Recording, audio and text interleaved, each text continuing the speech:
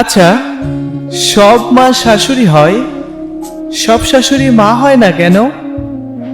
আমার এই কথাগুলো আমার ওই সব বোনদের জন্য, যারা বাবার রাজকন্যা ছিল, মায়ের আদরের ছোট মেয়েটি ছিল, এখন অন্যের বাড়িতে হয়তো অবহেলিত। সেহরিতে ঘুম ভেঙে মা করুণ সুরে বলছে, বাবারে, দেখতো তোর বোনটা খেতে উঠেছে কিনা। আমি বললাম, কেন মা? তারও তো ডেকে দেওয়ার জন্য একটা মা আছে। তখন আম্মু বললেন, বাবারে, সব শাশুড়ি কি আর মা হইতে পারে? সবার জীবনের জন্য কথাগুলো প্রযোজ্য নয়, তবে হ্যাঁ, অনেকের জীবনেই এমনটা প্রতিফলিত হয়েছে।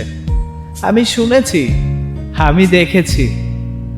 সবাই যদি অন্যের মেয়েকে নিজের মেয়ে মনে করতে পারতো, তাহলে হয়তো এত কষ্ট, এত দুঃখ আর না পাওয়ার যন্ত্রণাগুলা থাকতো না।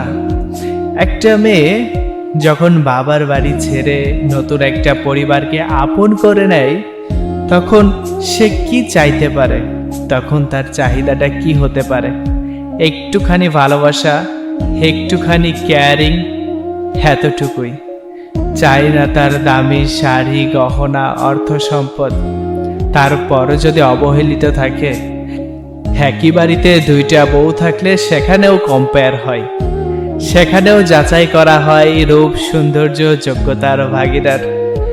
রূপে যে জিতে গেল, সে মানুষটা মনে হয় মহাজেতা জিতে গেল।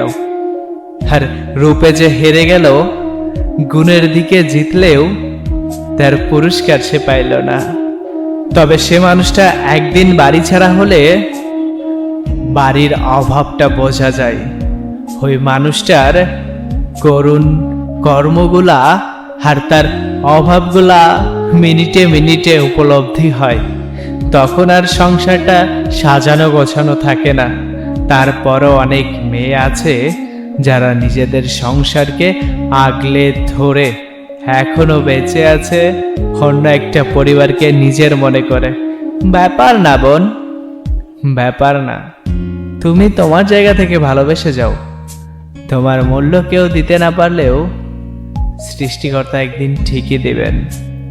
সৃষ্টিকর্তা ওই সব মানুষদেরকেই পরীক্ষায় ফেলেন যেসব মানুষ এই পরীক্ষাগুলো দেওয়ার যোগ্য। ডিফিকাল্ট রোল সবসময় একজন ভালো অ্যাক্টরকেই দেওয়া হয়। তোমার প্রতি ভালোবাসা রইল, শুভকামনা রইল, শুভকামনা রইল। যেই মানুষগুলা প্রতিনিয়ত আমার কথা শুনতে ভালোবাসেন, সেই মানুষগুলা আমার ইউটিউব এবং ফেসবুকে গিয়ে কথাগুলা নীরবে শুনতে পারেন। ইকরামুল বিবি লিখে সার্চ দিলে আমাদের ইউটিউব চ্যানেলটি পেয়ে যাবেন, ফেসবুক পেজও পেয়ে যাবেন। ভালো থাকবেন।